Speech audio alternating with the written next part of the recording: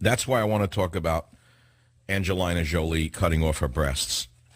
Now, the reason I want to talk about Angelina Jolie cutting off, well, celebrating this perverted insanity, she's actually inspiring women to conduct double mastectomies on themselves if they inherited a genetic code that has some hint of a potential for breast cancer, a horrible disease. The fact of the matter is millions of women carry the BRCA1 gene, and they never experience or express breast cancer. They don't contract breast cancer for various reasons. They may have the gene. And by the way, she's maiming herself and being held up as a brave feminist icon, encouraging other women to cut their breasts off, and now she's going to the next step. See, I think she's crazy, and I think she's such a narcissist. Obviously, any actress is a narcissist to begin with, but this is a reverse of narcissism. She's now maiming herself by conducting a double mastectomy on herself. You know, the doctors encourage it, of course, because it's money for them. And now she's going to have her ovaries removed because she carries the BRCA1 gene. It's crazy. Do you think Angelina Jolie is a brave feminist icon or a narcissistic fool? Is a good question for the day. I know you say, why are you talking about it? Because because I think this to me is the epitome of insanity. And she gives a speech. She says, well, how come she surgically removed her breasts? She said, well, just in case, because you can never be too careful these days. With the cancer industry scaring women half to death at every opportunity, my breasts might murder me. What? Her breasts are now her enemy? This is an extension of the medical establishment turning childbirth into a disease. I'm one of the pioneers in alternative medicine. As many of you may know, I've written numerous books in health and nutrition going back to the early 70s, really. And we were all shocked, and we were trying to reverse what the medical establishment was doing, in some cases, insanity. For example, turning childbirth into a disease, where in the natural phase a woman delivered a baby in a rather natural way. They turned it into a surgical procedure in order to capitalize, of course, using, with a capital C, capitalize, or you can put a K on it, capitalize on childbirth. I'm getting calls anyway on the scandals. I knew it. No, that's all. I mean, but okay, whatever you want to talk about. No matter what, the breast doesn't matter. So she's maiming herself because of medical quackery. And she's going to encourage a lot of young girls to cut their breasts off out of fear. It's crazy. It's the cancer industry at work here, by the way. And by the way, to talk about the cancer industry, let me be very clear. More fortunes have been made on the cancer industry and through the cancer industry than you could ever imagine. It's a shame. It really is. It's unbelievable to me, but I don't think this is very heroic of Angelina Jolie, by the way. She's maiming her own body. And I think that she's sending a terrible message to young women, incidentally. But what about men? Should men cut their testicles off if they have a high PSA count? Remove your testicles if you're a doctor and your PSA is going up. Why do you want to risk of prostate cancer? I realize the prostate is not exactly in that region, but it's in the area. You may as well be safe. You may as well err on the safe side. Remove the whole area. Take everything out. Then you can be a bionic man. But what about teeth? What about when you turn 30 and you're facing tooth decay and eventual removal of teeth and implants? Shouldn't you have all your teeth removed at 30? And just remove your teeth and put in tooth implants? Because that way you'll be a brave role model in the new America. This is total medical insanity. I've never seen anything like this. I was actually shocked when I read that she had a double mastectomy, even though she, thank God, has no breast cancer. So this is the medical industry jumping on this abuse, telling people that it empowers women to consider cutting their breasts off, even though they're not showing any signs of cancer. They're saying it's wonderful what she's done. Wonderful to cut off parts of her body without disease? Well, if you want to err on the side of caution, you may as well look throughout your whole body. I mean, it may be that you may have a father who died of a heart attack, and perhaps you should have your heart removed and get a heart transplant because you never can tell. I mean, is that possible? Do you understand what I'm saying to you, how insane this society has become? That a woman who is perfectly healthy cuts off her breasts, maims herself, and she's celebrated as a role model. 855-400-7282. It's the Savage Nation. Let's go to WMAL in Washington, D.C. Josh, what's on your mind? Go ahead, please. Yeah, I just think you're being a little unfair to Miss Angelina. Well, I don't think she should be made out to be a hero. She had an 87% chance of getting breast cancer in her lifetime, and had. Well, hold on. Where do you get the data of 87%? She had a genetic test done. But wait, no, I know about the BRCA1 gene. We know that. But it's not a death sentence. It is not an absolute blueprint to cancer expression. How do you know it's 87% likely she will get cancer? Where did you get that number from? I mean, any health website you go to that you do research on that gene will say that you have an 87% chance of contracting breast cancer. 87% is the number they're using? 87%. And now... Well, if it's that high, I would be interested in learning that, but I'm not going to accept it simply because you called a radio show, because I do not believe the BRCA1 gene in the genetic code is an absolute blueprint to disease expression to an 87th percentile. I don't believe that's true. I'd like to know the data. Who provided the data of 87%? Is that hearsay or is that a study? That's what her doctor told her. You know, I guess. Oh, her doctor. Well, they're known to tell the truth. There's no profit motive in the cancer industry, is there? Yeah, but I mean, if you research that gene online and her medical history, that is. So you think it's smart for her to remove her breasts and her ovaries, prophylactically? What was that? You think it's intelligent for her to have removed her breasts and now her ovaries on a prophylactic basis? You think that makes sense? If someone told me that I had an 87% chance of contracting testicular cancer and research backed that up, and I could, reduce that to under 5% chance by removing my testicles, hell yeah, I would remove them in a heartbeat. Well, I see a new study out that says that physically strong men are more likely to have right-wing political views, and weaker men are more likely to support the welfare state and wealth redistribution. Which category would you put yourself in? Physically strong or physically weak? Physically strong, of course. So you're do you have right-wing views? I'm center-right, yep. You have center-right political views, and you still think it's wise for a woman to remove her breasts, even though she has there's been no expression of cancer, simply because she has inherited a BRCA1 gene. I think when the... But what about her engaging in a more strenuous anti-cancer lifestyle, such as lower her stress level, stay out of the sun, avoid cancer-causing chemicals, take mega vitamins, leave the film industry and get away from the stress? Wouldn't that reduce her risk of breast cancer? I'm sure it would, but... So in other words, she could be amongst, let's take your numbers, the 13% who might not contract breast cancer, and she could increase that from 13% to a much higher percentile if she left the stress of the film business and followed a healthier lifestyle. This is not a laughing matter. I don't want to see girls doing this to themselves.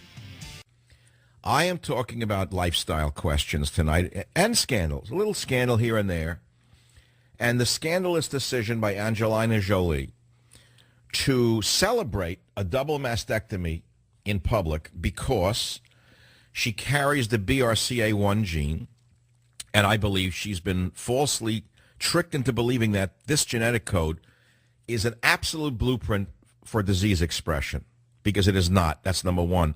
And then to come up with the idea that if you have this gene, you have an 87% chance of getting breast cancer, which is ludicrous. That's being put out by a genetic engineering company that wants to sell you a test.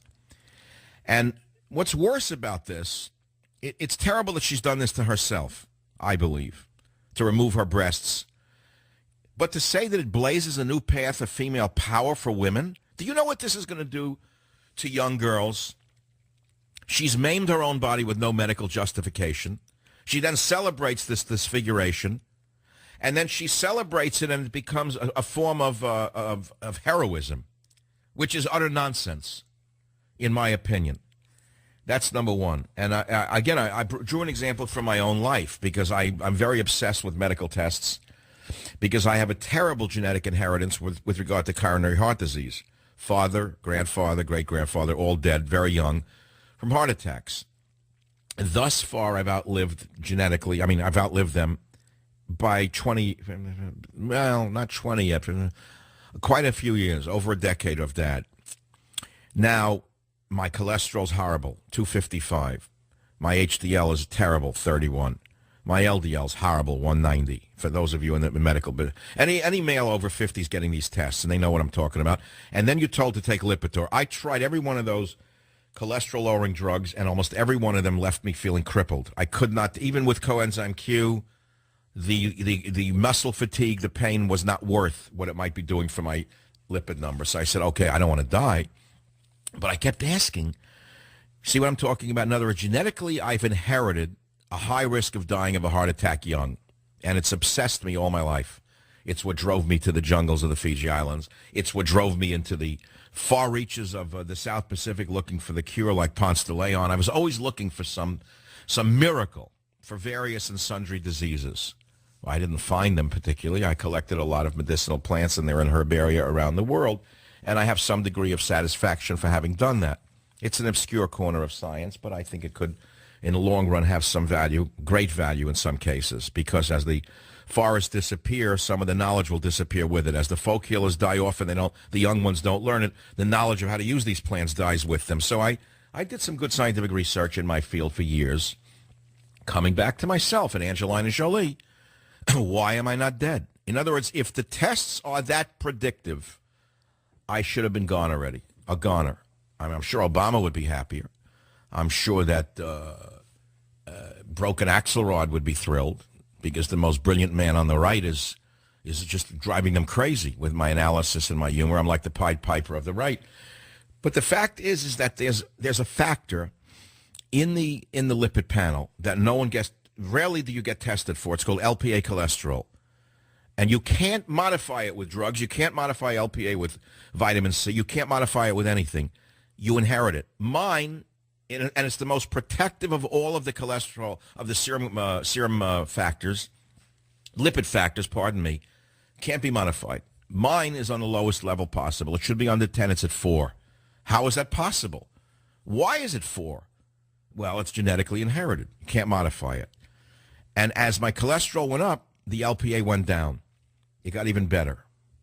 So what I'm saying to you is, although you hear that if you inherit this this gene, BRCA1 gene, you're going to have an 87% chance of getting breast cancer, that's not true, number one. That's one company putting out that misinformation, in my opinion, to sell medical tests for the gene, because other studies have never shown that causality, incidentally. And number two, maybe, like me, even though you may inherit the BRCA1 gene, there is another factor that is not currently being tested for, which protects you from this gene triggering cancer. Now, having said that, I want to also tell you that there's a clear relationship between the use of oral contraceptives and cancer. That's beyond comprehension, but you don't hear any woman saying, oh, I'm an actress, I'm going to stop screwing everyone in town, and I'm no longer taking the birth control pill. You don't hear any heroines coming out of Hollywood with that, saying my ovaries may murder me because I'm a sex maniac, so I'm going to stop screwing everyone, and I'm going to stop taking the oral contraceptive pill. No, instead the opposite is being told. Instead, the CDC is pushing the oral contraceptive pill on children. It was used by 11.6 million women aged 15 to 44, and it's even being pushed down into earlier ages. Erwin Goldstein, director of sexual medicine at Alvarado Hospital in San Diego, says, from a doc's point of view, the pill is easy. See? So they want you to take more of them. So the big brother government wants you to take more of these pills, even though it increases your chance of cancer, and they're not telling you that. Number two, the causality, the relationship between the numbers of abortion that women have and breast cancer is extraordinarily high. It was well established in the medical literature until very recently, when most of these studies were pushed in the background or disappeared out of the literature altogether for political, not scientific reasons. So don't jump to the conclusion that because a high-profile lunatic actress had her breasts removed, you should do that as well if you have the gene. This, to me, is so dangerous, and I'm trying to put an alternative viewpoint out there. And I think I've established the possibility for people to think twice before having their breasts removed. Bob on WMAL, what do you think? And women are very interested in this, and they should be. And remember, this is not something to joke about. I don't want you to take this and make jump to the one. This is a terrible thing. Breast cancer,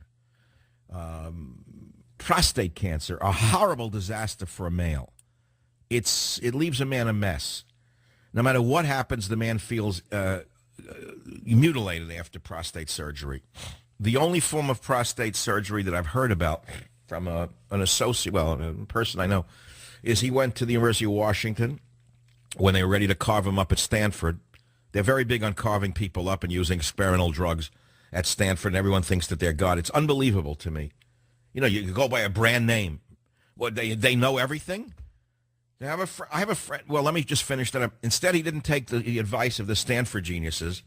He went to the University of Washington 10 years ago, and he took radioactive seeds that target the prostate cancer cells, and he's 100% in remission 10 years later.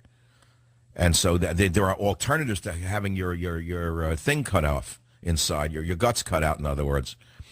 And there is alternatives, by the way, there are alternatives, if you have this gene, ladies, to having your breasts removed.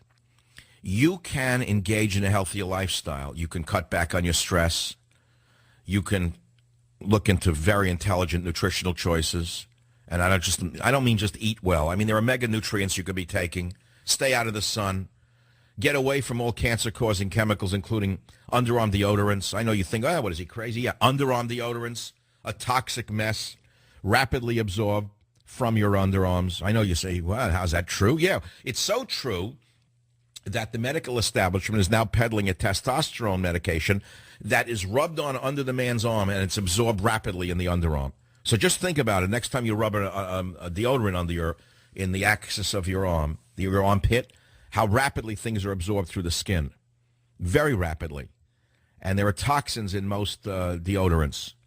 So, look, it's a field I know something about as an outside look. I'm not a researcher, but I am an educator in this area, and have been for many years. You have Angelina Jolie, very popular woman. She has a double mastectomy, even though she does not have cancer, because she's inherited the BRCA1 gene. Her mother, suffered from breast cancer and died. And she believes that by doing this prophylactically, it's the only solution. It's not the only road, rather, to follow. She can cut out the stress of her life by taking a lower profile. She can leave the movie business.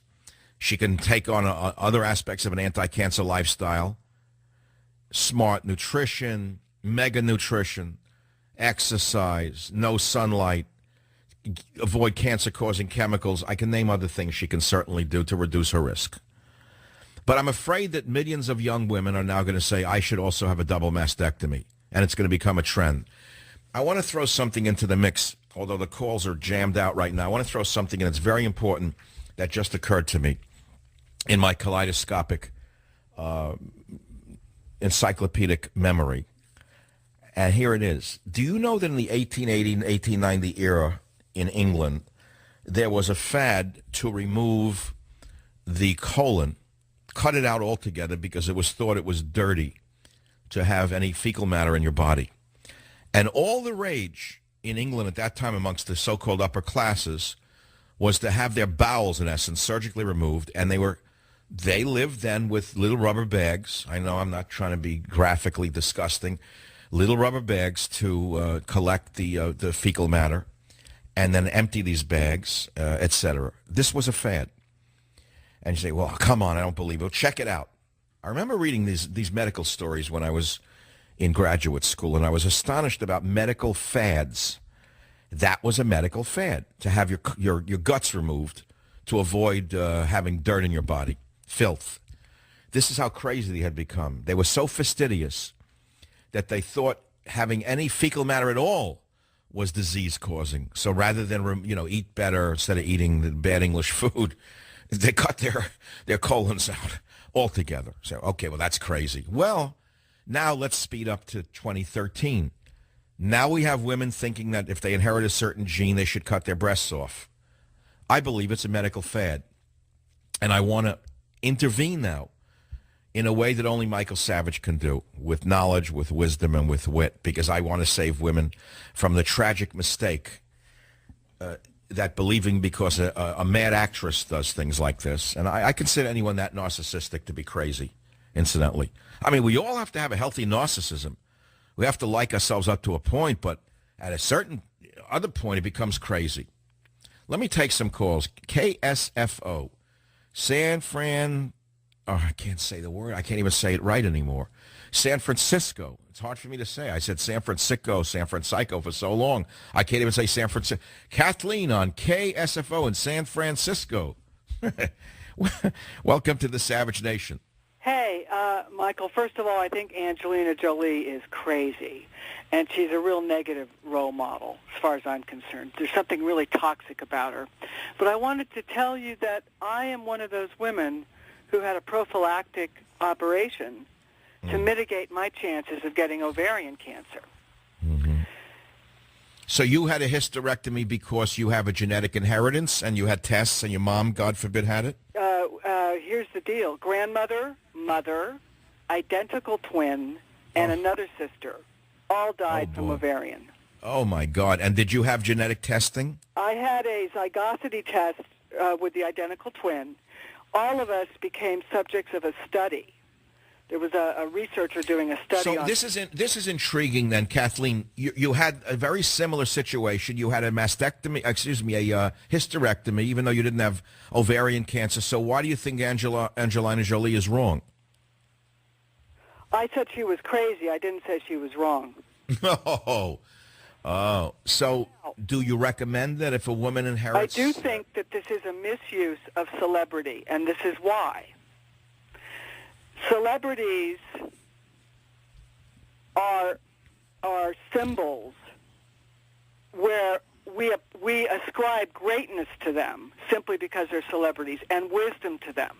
And I agree with you. This could be very misleading for ignorant women and greedy doctors and greedy drug companies. All right, but that's the problem. I would rather also alert women to the relationship or the correlation between the use of the morning after pill, birth control pills, oral contraceptives, and cancer. It's a very high correlation. Also, abortion and cancer, breast cancer in particular, very high correlation. No one's talking about those things because they're not politically acceptable. Michael, you're one of the few people on radio who's actually said that there's a link between abortion and breast cancer. Thank you for doing that.